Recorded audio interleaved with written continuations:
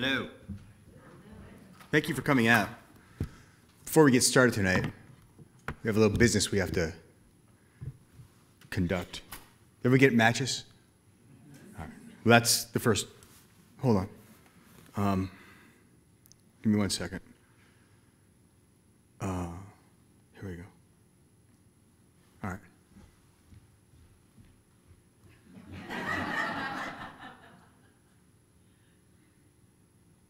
Y'all are going to be on Facebook later on tonight. So, friend me, follow me, like me. It's like the mantra that we have to live with these days, right? We are such need for engagement with people. We have to get friended, followed, and liked on Facebook and on Twitter. So that I got that picture. The second thing I have to do is they gave me this. It's an electronic device. On this device, when I turn it on, it makes it, oh, look, there's a picture of me climbing a tree. That's kind of cool. Anyway, they, you could sign up for my, when I'm signing, you can sign up for my, my newsletter, my mailing list. And I won't use it, I won't give it to anybody. But the, every couple of months, I put out a newsletter, and it has exciting tidbits of information that you may not, be aware of. For instance, did you realize that we just recently sold the Reader's Digest condensed edition of The Art of Racing in the Rain in Slovakia. So if any of you have family in the old country with short attention spans, they too can enjoy The Art of Racing in the Rain. So sign up for my newsletter. And thirdly, there's a speech I give at every reading, and it's an obligation, so I'm just going to have to do it. I'll try and make it as short as I can, but I got to tell you something. I write novels, I don't write haikus. So when I say it's going to be short, it's not going to be 17 syllables. I apologize in advance. My job as a writer isn't just to write books, it's to get people to read books. And a book is a conversation. It's a conversation between a reader and a writer. And so an unread book is really worthless. It's just a very colorful doorstop. It's a heavy thing. You can use it to weight down your pie crust or something like that. The book has to be read in order for it to be of worth. That's the whole point of it. And so the reader has to then pick it up and invest in it. I would love to go around and put my books into everybody's hands and say, now read this book. And here, like I do with my 7-year-old, I'll say, let me start. Well, I'll start the sentence and then you're going to keep going. But I can't. It's just physically impossible. So I need deputies, and those deputies have already infiltrated your communities. These deputies are really wonderful people. They're very valuable people for me as a writer. They're valuable for you as readers. These people are booksellers and librarians. And they're there because they have a passion for the written word. They're not there to get rich quick, trust me. They're there because they love reading, they love books, they love talking about books, they love engaging with people, about sharing books with people. And so it's kind of a big thing. So I want to make sure that we acknowledge them and that we make sure that they remain in existence. Because it's a tough world out there, and there's a lot of competition, and the internet, as you know, is everywhere.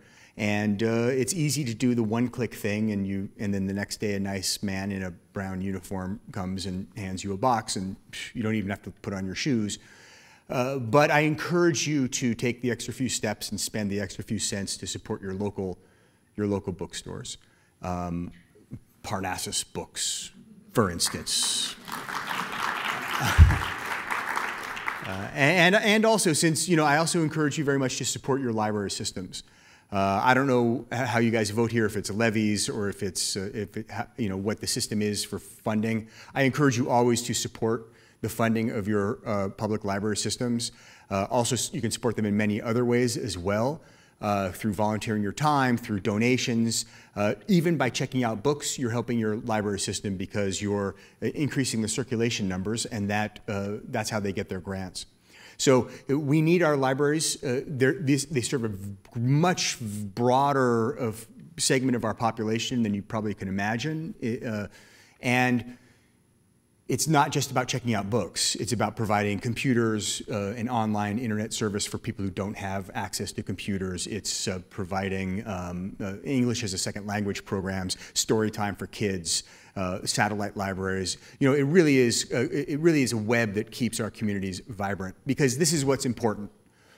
What we're losing in this, now I get political, sorry. I'm not gonna get that political, kind of gently political. So I believe that with this whole, you know, the internet is so great, it gives us everything we could need on the touch of our fingertips, right? And we can just sculpt the kind of information that we want to come to us. We can pick and choose the streams of news and op-ed pieces and so forth that get to us. And if we're really good about it, we can make it so that we hear nothing that disagrees with our opinions. You think it's funny, but it's not. It's actually very serious. Because what our society is based on is the idea of civil discourse. It's the idea to agree to disagree. It's the idea to exchange ideas. And maybe I don't go all the way to your side, you don't come all the way to my side, but we agree to meet somewhere in the middle. That's how remember that from high school? Thesis, antithesis, synthesis? So that's what we have to maintain in our communities. And when we lose it, what happens? Nothing happens. Everything shuts down. We can see it happening every day if we just turn on one of our favorite news streams and see what's going on with the federal government. Nothing. They're not passing any laws. No judges are being approved. It basically it doesn't exist because everyone's got their fingers in their ears and they're making a lot of noise. They're not listening to the other side. So we need to listen to the other people around us. How do we do that? In our communities, we can do that. On our main streets, that's where we do that. In our bookstores, in our libraries, on the businesses right down over here on Broadway, we do that. We meet people who have different experiences than us, who come from different backgrounds from us, and then we listen to what they have to say, and we say, oh, that's interesting. I hadn't thought of it that way. Well, there you go. That's it. That's all.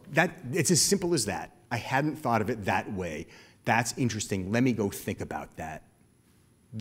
That's society. That's our community at work.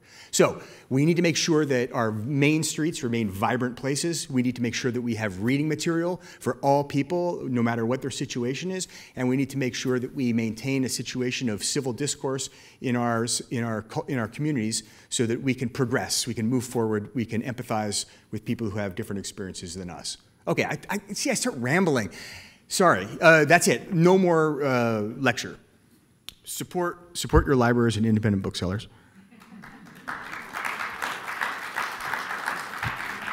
So I had this like really cool thing happen. You know, I had this idea. I used to make documentary films, and this film came across my desk, and it was from Mongolia, and it was about this this belief among the nomadic people in Mongolia that the next incarnation for their dog will be as a person. And I thought, wow, that's really kind of cool idea, right? So you know, whatever. I kind of tucked the idea into the back of my head, and then I for years didn't do anything about it. And then I was at a hold on. Hello. Can I move around? I feel that makes me feel like pseudo-presidential. I don't like that. I like to move a little bit. So I went on, I did other things after I was doing documentaries. I wrote a couple of books and all that. And then I went to a poetry reading by Billy Collins. You guys familiar with Billy Collins? I'm sure he's been here, right? Billy Collins has been everywhere. He's amazing. He's a terrific poet. He's really charismatic. His poetry is fantastic.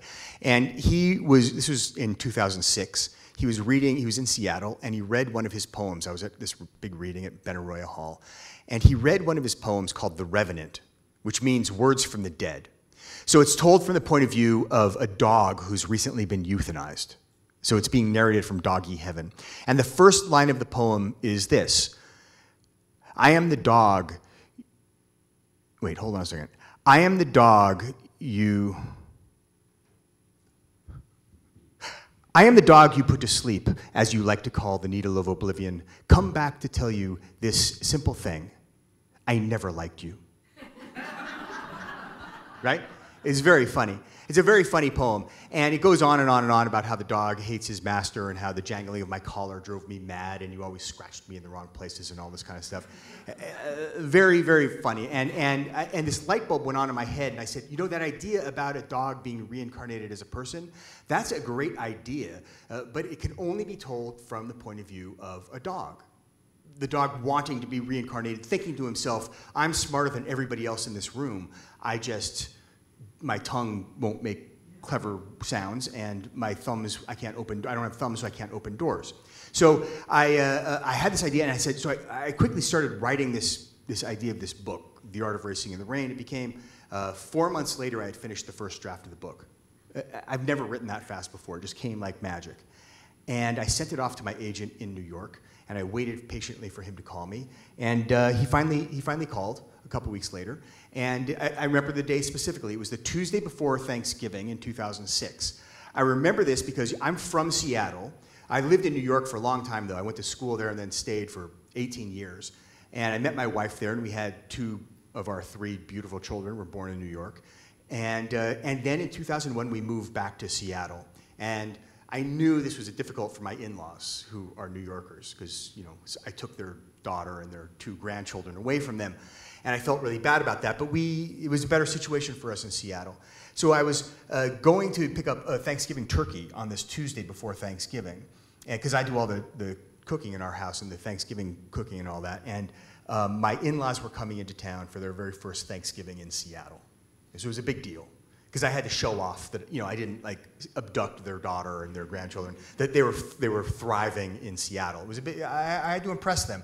So I had to go to Whole Foods to get one of those special turkeys, right? Because you got to get the one that costs more, because it must be better if it costs more. So I was going into Whole Foods, and my cell phone rang, and it was my agent. And I thought, this is brilliant, because not only am I going to be able to prove to my in-laws how good a cook I am and how their daughter and grandchildren are thriving, but now my agent's going to tell me how smart I am, and that I can add that on. They're going to love me. And so I picked up my cell phone. I said, so what do you think? And my agent was there, and he said to me, it's narrated by a dog. And I said, yes, I know that, having written it. I said, what did you think about the book? And he said to me, I can't sell a book narrated by a dog.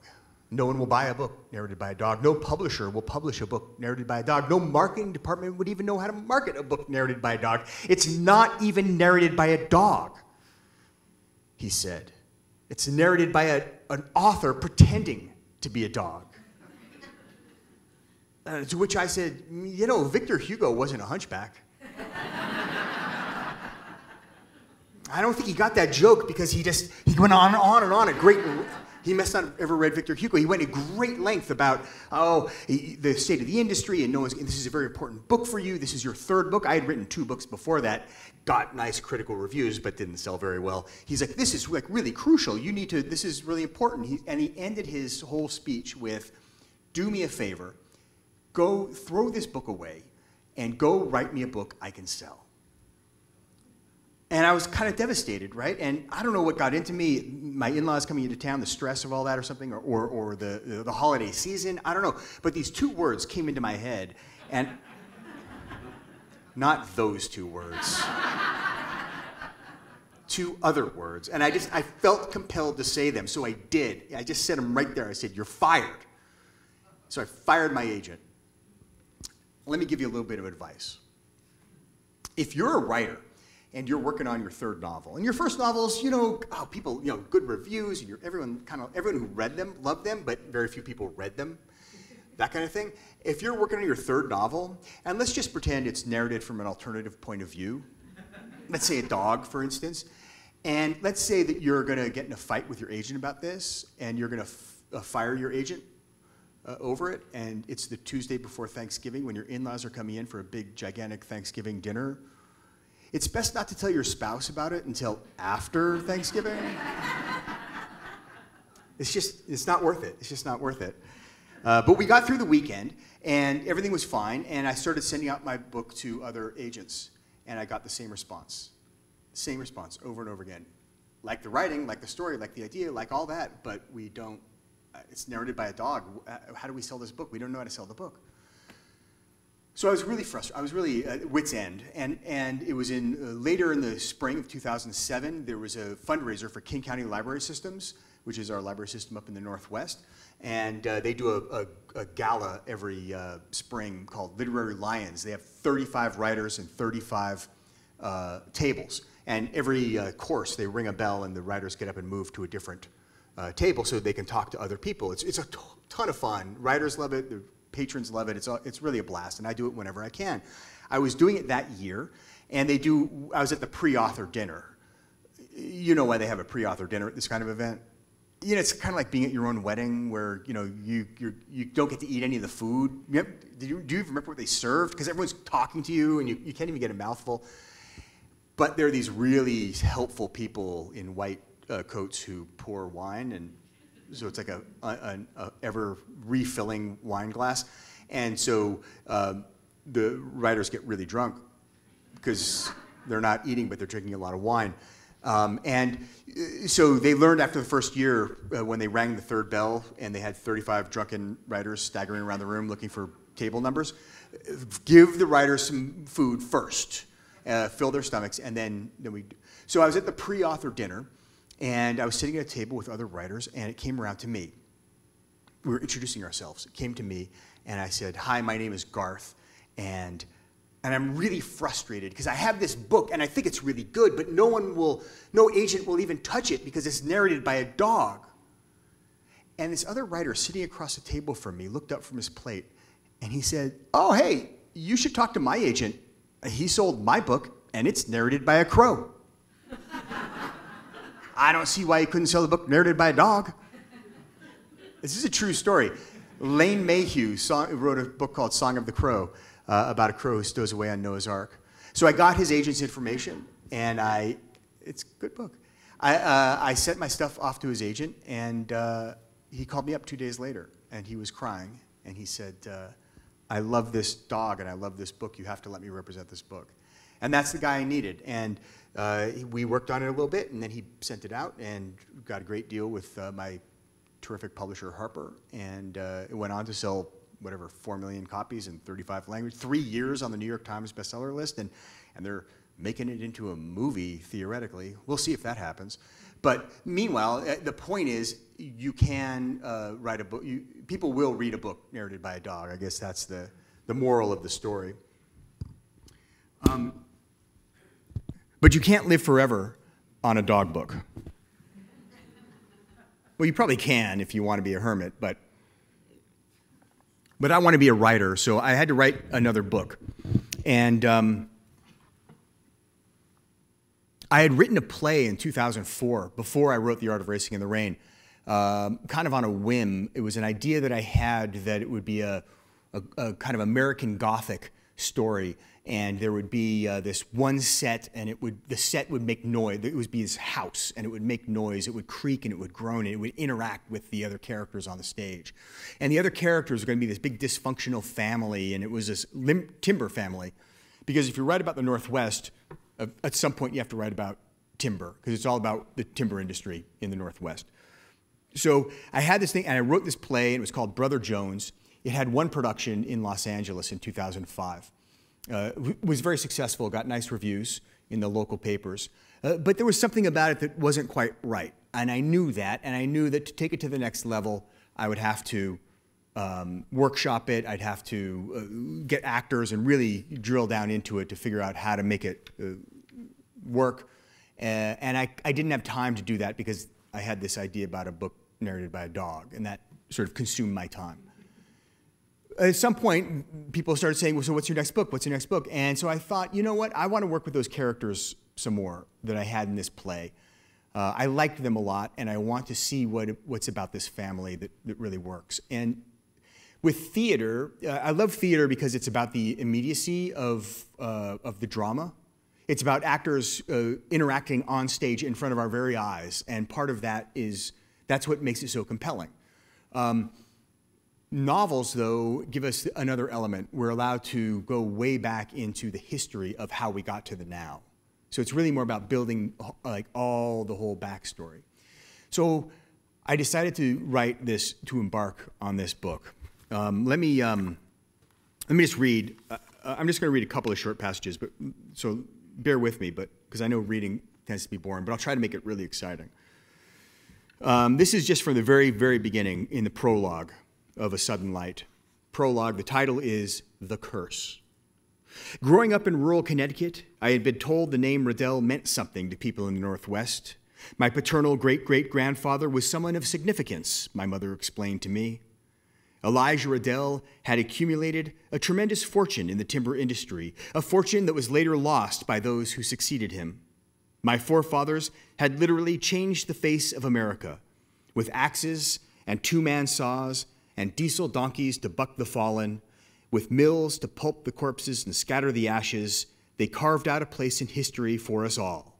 And that place, I was told, was cursed. So our book begins with Trevor Riddell, who's the youngest in the line of the Riddell family. He's 38 years old. He has 2 daughters. He has a wife, and he brings them back. He hasn't lived in this area for a long time. He brings them back to the Northwest, to the site of the North Estate, which is where his family's estate was. And when he brings them there for a purpose. He wants to tell them the story of what happened to him when he was 14 years old. So the bulk of the story takes place with Trevor Riddell as a 14-year-old in 1990. So I wanted to have this idea of him being isolated. 1990 was all pre-internet. There was some stuff out there, but it was before like the explosion of the, we used to have to like call, you used to have to do dial-in in 1990 if you did internet at all. And there were very few cell phones. If there was like the one guy you knew who had a cell phone, right? But it was like really big, and he wouldn't ever turn it on because the roaming charges were too high. So there was a sense of isolation about this world. There weren't 300 channels on Comcast. There was no on-demand, no iPads, all this kind of thing. So that's the era that the story takes place. So to kind of tell you a little bit, to set this up a little bit, let me, bear with me. I need you to imagine something here. So we're going to do like a community session of bonding here. So imagine this.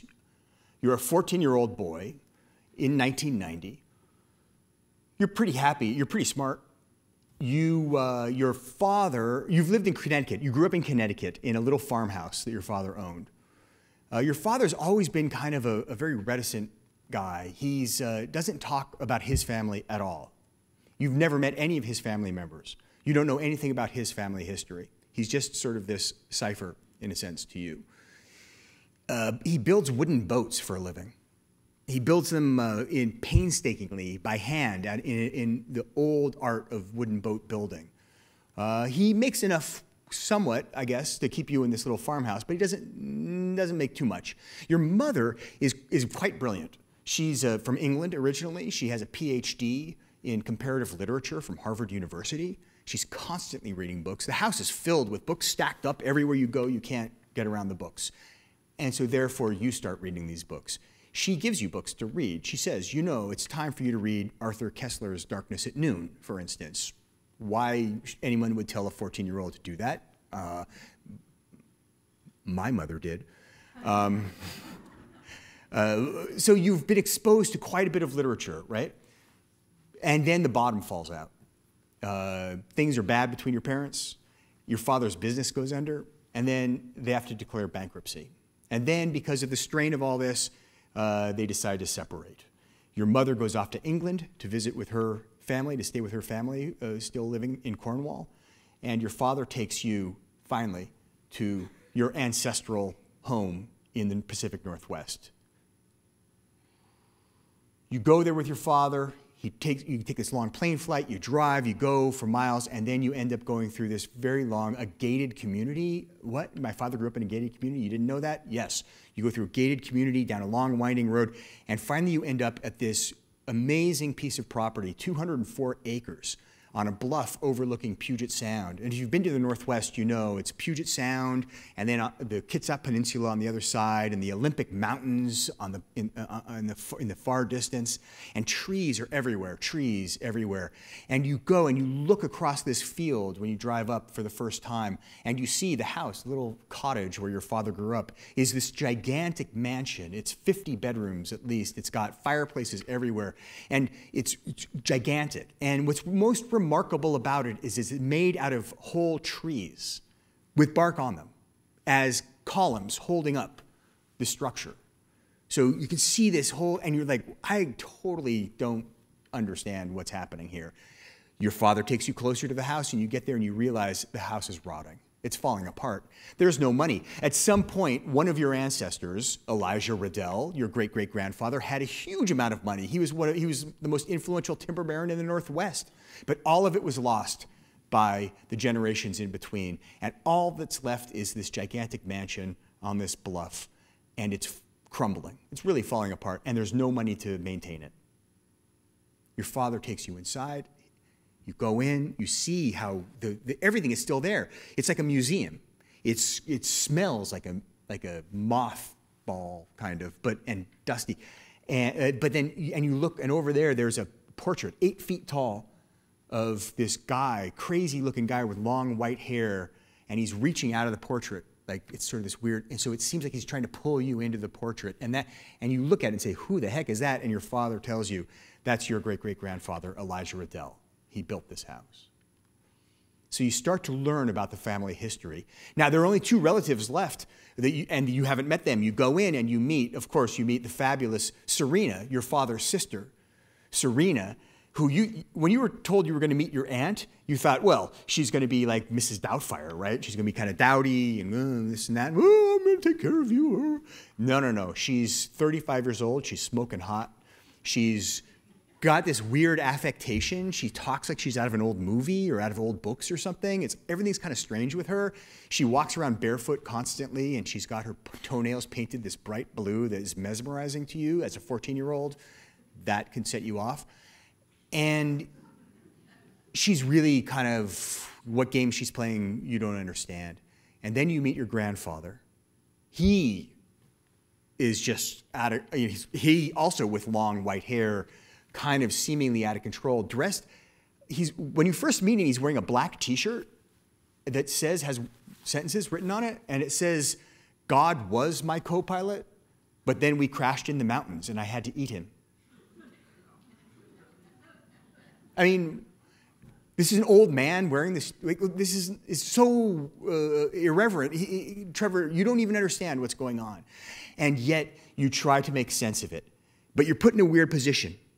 Your mother is very far away in England, many time zones away, and she's hard to get a hold of. And when you do get a hold of her, she seems very distant emotionally as well as physically. Your father is reticent at best. He just isn't giving you anything. Your aunt is always playing games with you. Everything's a duel. You ask a question, she asks you 3 questions back. And your grandfather may or may not have dementia. It's hinted that he may have Alzheimer's of some degree. We don't know. There's no one to trust. So what do you do as a 14-year-old? You explore. You're left to your own devices. You don't have the internet. You don't have the television. There's no VCR.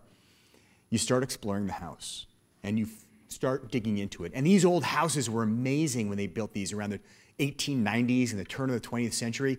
You know, they built them. It was a very class-structured structure back then, where we had servants, and the servants were supposed to, were much larger, 20 servants for a family of 4, no problem.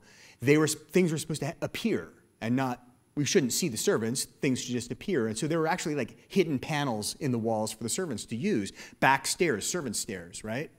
So there are all these places that a kid could dig into and sort of figure out the web of this house. And maybe you stumble across some letters written by one relative to another in the old days, and maybe you stumble across a diary or a journal or something, and you start to piece some things together. And if you listen really carefully, maybe you hear some sounds, maybe some creaks, maybe some sighing, maybe a couple words, maybe you hear your name a couple times. And if you really, really believe, maybe you understand that there's someone else in the house, just not of sound body. Maybe there's a spirit in the house, and maybe that's the only thing, the only person you can trust. So, let me read you a little quick thing. This is just to give you a taste of how Serena runs the household. I love Serena. She's a terrific character. This is the very first. They arrive. Trevor and his father, Jones, arrive. They have their first dinner in the house. Serena hasn't seen her brother in 23 years. He's an older brother, and she's really so excited to see him. She cooks this entire dinner, enough for 20 people, but there are only 4 of them there. And the only thing you need to know for this is that Grandpa Samuel won't eat the chicken because chicken has tendons. I don't know why that matters to him, but it does. Where were we? Serena asked, rolling her eyes. Oh, yes, the question of haunting. Jones, haven't you had the talk with Trevor? What's the talk? I asked. The talk about states of being, states of awareness. We had the talk around the dinner table nightly when your father and I were young. Our mother lectured us about it incessantly. I mean, there's so much we don't know. How can we consider ourselves to know anything at all? Daddy, I really must insist that you eat some chicken. Serena picked up a piece of fried chicken with her tongs and placed it on Grandpa Samuel's plate. He recoiled and shoved the thigh off his plate and onto the tabletop. Is there an entity in this house? I asked. Define entity, Serena said. We must use the proper nomenclature. Terminology can be confusing unless we're agreed on the definitions. Knock it off, Serena, my father growled. For real, you're scaring him. I think Trevor knows more than you're giving him credit for. He's the one who asked.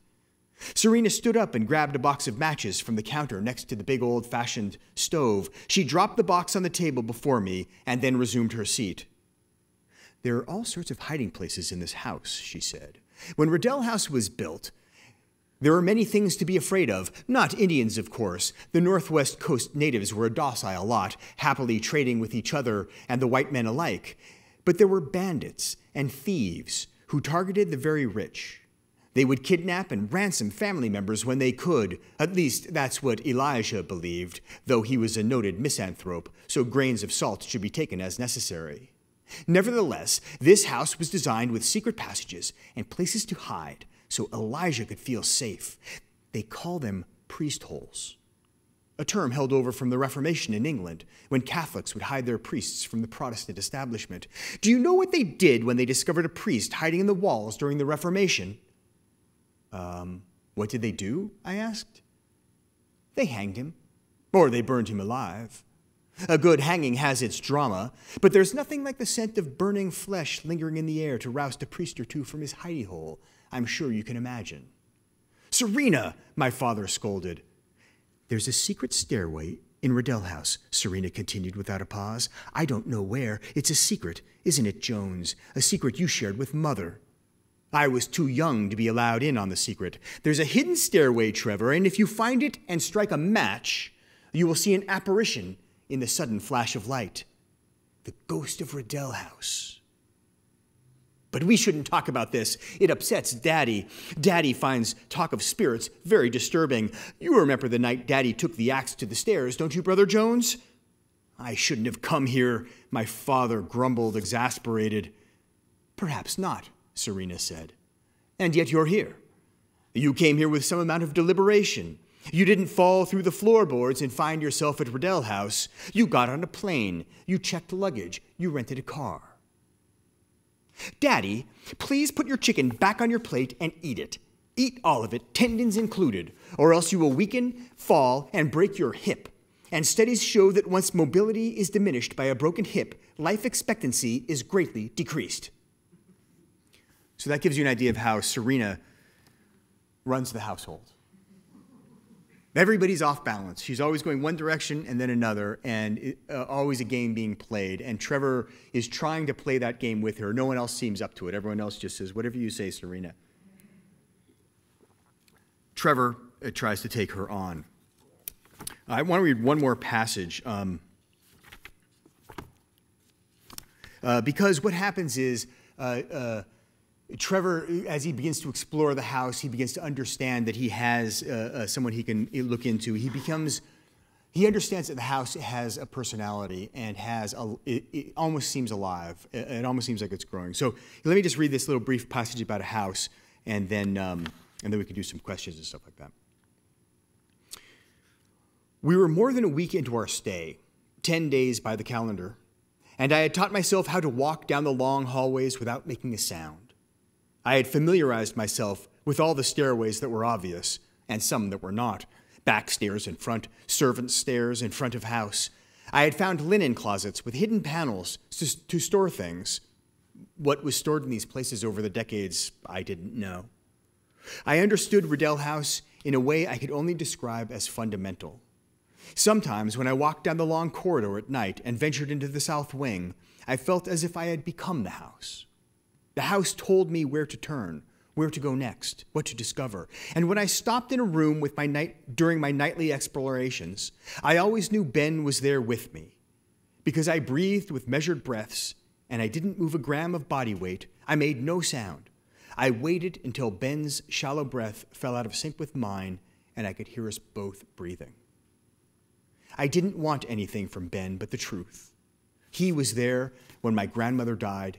He knew what happened between my father and his mother and father. He seemed to be the only one who was willing to tell me anything. I stood in a room that was entirely empty except for a bare mattress on a metal frame. The moon shone across the water and tickled the ceiling and walls with flecks of light. I heard Ben's breath, independent of my own, so I knew he was with me. He placed his hand on my shoulder and leaned toward me so I could feel his phantom weight, and he whispered my name. "Tell me," I said, but he said nothing. That night, I had another dream. So this is when Trevor is starting to really establish a relationship with this spirit, and the spirit talks to him by giving him dreams. He gives him dreams that have the history of the house or history of things that have happened in the house, where Trevor starts to learn things about his ancestors generations removed. The book is dedicated. The dedication of it is odd, maybe, to some people, not to me, but it's dedicated to my dead father. When I did that, my publisher called me up immediately and said, I'm not sure about this dedication. It seems a little angry. And I said, yes, it is. A little angry, I guess. I admit that. But it's important. So when I was first starting to conceive of after I'd written the play and I came back to the novel, when I was first starting to work on the novel, I was understanding what it was really about. And so there's a lot of fathers and sons and relationships between fathers and sons in the novel. So when this was happening, when I was dealing with the early going stages of this, my father got a bad lung ailment. We still don't know what it was. They kept asking questions like, has he been to the Sahara Desert? And has he been sweeping out mouse droppings from an attic or something? Clearly references to different hantaviruses and SARS and this sort of things that, assaults to the lung that are inexplicable. He went to the hospital. At some point in the hospital, you get sick of being in the hospital. And, 5 weeks later, curtains for Marvin. He was done. He passed on. We dealt with the aftermath of that. That's what dads do. Dads die. It's part of life. We did what we had to do. And then several months later, I had a series of dreams. They were kind of strange. They were maybe 5 dreams in a row, maybe 4. It was either 4 or 5 nights in a row. I had dreams where my father came to me in the night, and we had these long conversations about nothing, about something, about things, about banal things, but also about important things. Just long conversation, not repetitive at all. It wasn't like the same dream over and over. It was different dreams 5 nights in a row. And then after that, he was gone. I haven't seen him since. Now, we're so scientific in our culture right now, in our society, right? We explain everything with science. It's so easy to explain everything with science. But it really isn't that easy. I mean, it is sometimes when we use some of the sciences that we use right now, but if you think forward, if you read any Stephen Hawking, if you even read old Albert Einstein, if you think about the idea of the unified field theory, the idea that Einstein was working for is bringing the spirit and science together rather than trying to separate them apart, maybe maybe we're in a different position. But right now, what do? We explain everything away. Oh, that's easy. You had pepperoni pizza that night, and you were traumatized by your father's death, and then you had your synapses fired randomly, and of course, these images would come up, right? It makes, yeah, okay, that's an easy answer. But I'm not sure it's the correct answer, because I think that for me, I don't like to think of it that way. I like to say my father was 75 years old. He walked 4 miles a day. He did yoga twice a week. It was not his time to die. So when he did die, he had something unresolved. He needed to complete something, and so he came to me. Maybe he went to my sister as well. Maybe he went to my mother. I don't know. They never told me anything. But he came to me. And he had these things, and he had to deliver some messages, and he did. And then he was gone. He went about his journey. I haven't seen him since. That then implies that there's something beyond, that we need to look beyond the obvious, that there's a spiritual journey that we're all on, that the things that we call coincidences or luck aren't coincidences, and they're not luck. They are connections that we don't have the capacity to see, because we depend on trying to explain everything a little too clearly. So if we want to believe in the magic and the spirituality behind it, then we can say, okay, it makes sense to me. How easy is it for a spirit to come back in a dream? You don't have to get a physical aspect at all. You can just come into someone and give them something, right? And the more I say this, and I've been going around the country a lot and saying these same sort of things, and people say, my mother came to me, and my father came to me, and my sister. This is somewhat of a common experience. So I like to think that my father really affected the trajectory of this book in not just in his life, by raising me and being a good father and all that, but in his death and in his spiritual aspect as well. That's why I want to dedicate it to my dead father.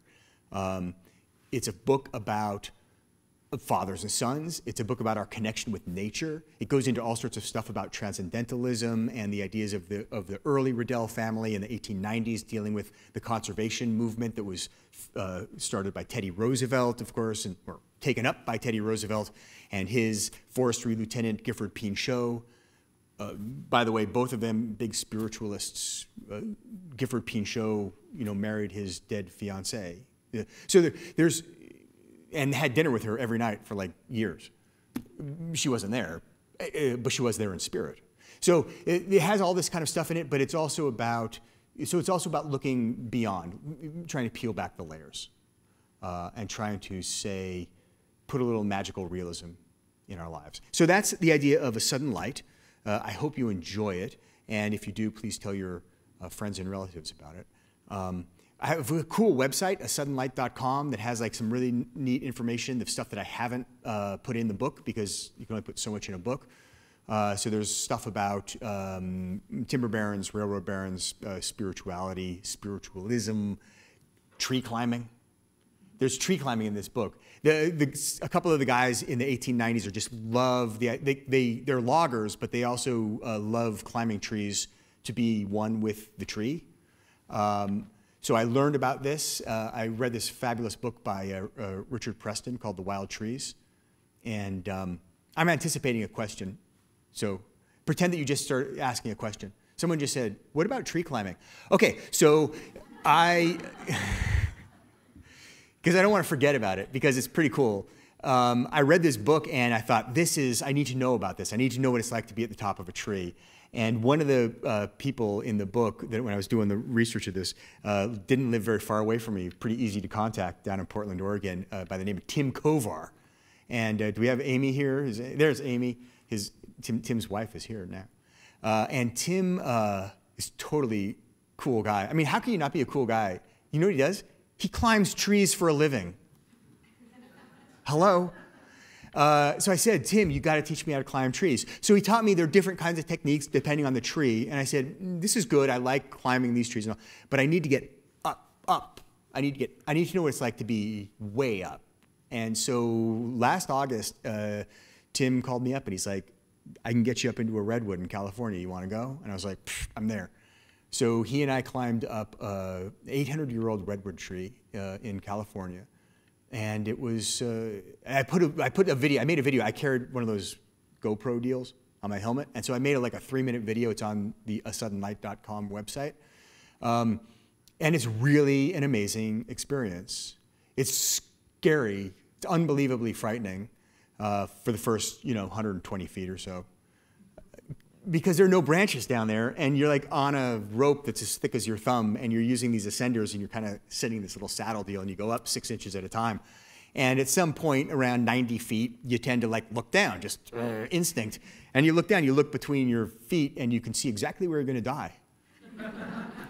It's like, I'm going to go straight down. There's nothing going to break my fall. And so it's a little frightening. But once you get up higher into the tree, that's when the branches they're huge, and it's the network of the branches, and you feel held. You can't see the ground anymore, and you feel held by the tree. And there's a different relationship you have when you're 200 feet in the tree than when you're on the ground looking up at it. Part of it is that you're clinging to the tree for your life, but part of it is that you realize that this is an actual living being, and there's a certain mysticism to it. There's the idea that how many winters has this tree seen? How many snowfalls? How many rainstorms? How many lightning strikes? How many sunsets? So it was really very magical and cool to have that. Tim and I climbed it a couple times that day, and the second time we climbed, it was at sunset. And we got to the top just as the sun was going below the horizon, and it was quite beautiful. And we stayed up there for a while and enjoyed that, and then we descended, and by the time we got down to the bottom, it was completely dark on the forest floor. And so you really understand, it was like we went into an entire different environment and then returned to Earth. And there really is this thing that, as Tim calls it, there's tree time. It's a different, the clock is different on tree time. It's not about something he told me and something that's in the book. It's not about going somewhere. It's not about getting somewhere. It's about being somewhere. And we do tend to lose sight of that in our society where everything's so quick, we can do everything in an instant. It's nice to have tree time. So anyway, that was one of your questions. Do I have any other questions? Are there any other questions? No, there are no other questions? Yes, sir. Can you tell us about your band? The question is, can I tell you about my band? Yes, we have a band called The Rejections and Trailing Spouses, and sometimes Offspring. That's the latest thing. The Rejections is a band of authors. It's a bunch of writers in Seattle, and we get together and we practice every Tuesday night, and then we do gigs, usually around book readings. We have a couple of really talented people in the band. I'm not one of them. I play the bass, but I got to be honest with you. I started playing the bass many, many years ago, but I started playing only for one reason. There was this really cute girl drummer. Girl drummers are really cute, and I really wanted to get together with her, and I thought if I could learn how to play the bass, maybe we could be a rhythm section together. Anyway, we're still married, so it seemed to work. But I play a little bit of the bass. And then there's Jenny Shortridge, who wrote Love, Water, Memory. Stephanie Kalos, who wrote Broken for You, is in there. And then there are husbands. Paul Mars is the husband of Lori Frankel, who's a writer. And Ben Bauermeister is the husband of Erica Bauermeister, an author. So everybody's associated with an author in some degree. And when I can't make it, my 18-year-old son, who's a future rock star, his band Modern Tribes, check it out on Facebook, he sits in for me on bass. We have a lot of fun doing it. The talented people write songs, they mash songs together, and so we do things that are appropriate to whatever venue we're playing. Like we did, Carol Casella writes these thrillers, kind of literary thrillers, I guess, about. She's an anesthesiologist, and she writes medical things about anesthesiology. That's like one of the hardest words to say on the planet. And so we had to learn, Pink Floyd, Comfortably Numb, and the Smiths, Girlfriend in a Coma. All right, next question. Yes, ma'am. Have you ever talked again with your agent that you fired? Have I ever spoken again with my former agent? Yeah, we see him pretty regularly. He works for UPS and delivers our... No, that's mean. I shouldn't say that. No, I don't know. I have not. You know, these things happen. They happen. Every agent has a story about the one that got away, and it's totally understandable, I guess, from an objective point of view. But I do still resent the fact that he told me to throw the book away. I do, because I'm an emotional person, and I carry it with me. I do hold grudges. Sorry, you're learning too much about me right now. Any other? Yes, ma'am. When I bought Racing in the Rain, I'd be walking down the street and people would rush up to me saying, "That's the best book in the world," stuff like that. How, after it got published, how quickly did that spin start happening? So the question is, how quickly did Racing in the Rain become so ubiquitous, right? It seemed like everybody had it. It was weird. You know, people sometimes say, well, when did you know with Racing in the Rain? And I said, what happened was when I first started writing it, I was starting it new, and my wife was very skeptical, and she's my first editor, and she's my first reader, and she's really good eye on things. And so I had written the first few chapters, and I gave them to her, and she just handed them back to me and said, Enzo's going to go around the world. So in a sense, I had a hint of what was, I kind of knew I was onto something. When things started to go, it was a Starbucks book. It was the last Starbucks pick before there was a whole reorganization there. And then it started to go. Hardcover did okay, but when it got to paperback, it just took off. And probably it was the price point, but I think that word of mouth is what sells books. So, it's important if you like a book, and not just mine, but especially mine. No, I'm totally kidding. It's not just any book. If you read a book and like it, you should tell people about it. I mean, that's how. There are no blimps carrying names of books on them. Well, maybe Stephen King or Jodi Picoult or something, but normal people, there aren't that. So how do we find out about them? Word of mouth. Or you go into the bookstore that you frequent, you go into Parnassus Books, and whether or not you bought the book there, maybe you got it from the library, maybe someone loaned you a copy, it doesn't matter. You go in and you say, oh, you know what? I really liked this book. And one of the people there is going to perk up and say, oh, well, maybe I should order a couple more and put them out, because maybe people like this. So word of mouth is really incredibly valuable in terms of this sort of, in our industry, in literature. Yes, sir. Can you talk about your prejudice against zebras? Can I talk about my prejudice against zebras? Do you actually like zebras? I mean, well, they are. He's talking about the zebra in the art. If you haven't read The Art of Racing in the Rain, there's a demon zebra who does terrible things to a frog as well as a Barbie doll, and then dismantles himself. And the zebra recurs several times throughout the book as this demon, and it's just something I've never trusted. Zebras. I don't even think they trust themselves. If you've seen, what was it, Madagascar 2, Chris Rock is the zebra, and he's he gets freaked out when they all start imitating him and everything. He can't even tell himself apart from the other zebras. See what I'm saying? So, I mean, are they horses or what? And then are they black with white stripes or white with black stripes? I don't know. I can't. And would you ever see a lion doing something like that to a frog? I wouldn't. So I took it out on a zebra. It's my book. I could do that if I want to. I have issues. Yes, sir.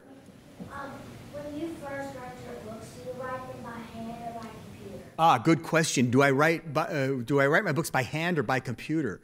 I write by computer. I go straight to computer. I've been using the keyboard for my whole life. So that's my handwriting. I can't even read it when I'm done writing it, and so I can go much faster with the computer. And there are some really cool programs out there that are really helpful for writers in terms of organizing things and moving things around. So technology in that regard, I think, is really really good. I do have plenty of friends who are writers who write by hand still, or write parts by hand. Eric Larson, my buddy, Devil in the White City and all that. Like when he has a particularly what he thinks is an impactful chapter, he'll write by hand to slow himself down. It's a different tactile experience, but he's way older than I am, so don't tell him I said that. Is this going to be on like video anywhere? Yes, sir. Since you seem to be the chief cook and bottle washer, yes, and also spend time in the spiritual world, what does your wife do? Yes. Well, first of all, I want you to know my true title is I'm in food acquisition and development. It's good, right? I had business cards made up with that because that's what I did. My wife is. She does a lot of weird things. I mean, in addition to running the household with she's in traffic management, we call it. So I have an 18-year-old, a 16-year-old, and a 7-year-old. Now things are changing now that I have 2 kids with driver's licenses. Did you notice how any of you with kids who have driver's licenses, have you noticed how suddenly you don't see them anymore when they turn 16? They vanish. They're shadows. Like they don't show up at the dinner. They're gone. You get maybe a text saying not coming home until late. So things are changing now, but moving kids around was quite a bit of the stuff. But my wife is an energy worker. She does a lot of alternative medicine, and she does a lot of nutrition stuff. She is contemplating trying to write a book about it, but I'm not sure she wants to. It's difficult. The stuff that she's working on is sort of forward thinking. This idea of blending science and spirituality together stuff, I'm not sure society is in general, some people are, but society in general, I'm not sure is ready for that yet. So I get a little nervous about it, but she is my guru for the most part, and she keeps our kids healthy. It's actually quite astounding, the work that she does. I have these 3 kids. You see kids at school dropping a strep throat every day. They're always out. My kids haven't missed a day of school. My 18-year-old, he's a senior in high school right now. I don't think he's missed a day in school since he was 9 from illness. So she's doing something right, but I can't bottle it yet. So one day, yes, ma'am. One more, and it's you. It better be good. Wow, this is even hard to even put out there, let alone have to be the last one. So I'm aware as a reader, of course, I project my stuff into your writing, and I'm grateful to have your writing to project my stuff into. I wondered about in Enzo and Trevor, something about the unconditional love of innocence, Yeah. and their effort for their flawed caregivers, their flawed elders, and that earnest effort that they seem to invest in. Yeah. So the question is about the similarity between the idea of an innocence or an untainted view of life that exists with Enzo is also reflected through Trevor, who is in his 14-year-old years. Very much so. I do believe that a lot. The thing that I'm going to answer it kind of in 2 parts. So the thing about Enzo I think is really cool is that I did a reading in Fort Collins, which is where Temple Grandin is from. Temple Grandin she's high functioning autistic, so she has Asperger's or some variation thereof, and she's done a lot of work with very important work with killing cows. Yeah, but she identifies with animals in a way that we don't. And so she could understand how they get fear and so forth, and how to make the process smoother and easier. And so I was there, and I was at a reception, and she came over to me, and she said, I really think that teenagers identify with Enzo the dog. Why is that? And I said, geez, I don't know, Temple. Let me think about that for a minute. You know, I think it's actually pretty easy. Here's why. Because teenagers basically are Enzo. Teenagers are dogs. Or they are what Enzo feels that he is, trapped in a dog's body. In other words, Enzo thinks he's just as smart, if not smarter than everyone else in the room. And if just people would listen to him, he could explain everything. And if he could just have full access and full mobility, he could have freedom of the world, and he could change the world. And our teenagers are really, really smart. They're highly educated. We've done that on purpose. We've educated them because we want them to be really, really smart. And yet, they're not 18 yet, so they can't vote. They literally don't have a voice in our society. When they say something at a dinner table where there's adults speaking, oftentimes we marginalize what they say because we say, well, you don't really have the life experience. You don't really have, what you're saying doesn't really apply to what we're talking about. We marginalize them. And then when you're 15 years old, what do you have to do? I want to go to the shopping, I want to go to a movie, I want to go do this. Mom, can you take me here? Mom, can you take me there? Dad, can you drop me off? Dad, can you come pick me up? So they're always asking for permission for everything. And so in a sense, that is a teenage tension, right? This feeling I just need that a little bit more. So I think that that's an interesting way of looking at the world. That started with Enzo, and then it carried through with Trevor at 14. The reason Trevor in the Riddell family works especially well, I think, is because he is not tainted by the family history. There's 5 generations of this family, and terrible things have happened in this family that we learn about. But when he comes into the world, he is a blank slate. He has no judgment, he has no preconceptions, he has no prejudices about the Riddell family. Whereas everyone else, Serena, Jones, Grandpa Samuel, they're highly prejudicial about their own family history, about each other, right? Because they've built up these stories, and then once we build the story, we reinforce the story. So bringing in Trevor as a young man brings him in totally clear, and so he's allowed to see things fresh. So, it's a good book, A Sudden Light. You're not convinced, I know, but I want to tell you something. It took me, it's taken a long time to get out. I know it's been 6 years since The Art of Racing in the Rain came out. And the reason it's taken that long is partly because the Racing in the Rain just kept going, and I got caught up in that, and it's good. I have 3 kids, they need to go to college. Every night they say a little prayer to Enzo for their college education. But I always said to myself, reading a book is a very intimate thing. It's done one person at a time. That's it. It's you and the book. And so it really is an experience that you have to invest yourself in to do it. Yeah, you have to invest money, you have to buy the book, and then you have to give time and your attention. And it's serious attention. I need all of it. You can't play Frisbee, or you can't wash your dishes while you're reading a book. You just can't do it. So I need all of your attention and all of your time. And that's asking a lot, because you're busy people. And you have a lot of other things to do, and there are a lot of books you could be reading. So if I'm going to write a book and ask you to pay money for it and give me all your time, it's going to be the best book I've ever written. That's it. I will not compromise on that. I don't care if it takes 20 years. It's going to be that. And this, I can honestly stand before you and say, this is the best book I've ever written. And hopefully with my next book, it's the best book. We'll see. We're starting to work on that now. But I do hope you take a chance. There are no dogs in race cars, and I know that in A Sudden Light, and I know that maybe just as a little tidbit, maybe I'll throw a dog in the next book. I'm trying to figure out a place, but I'll definitely have a goat in the next book.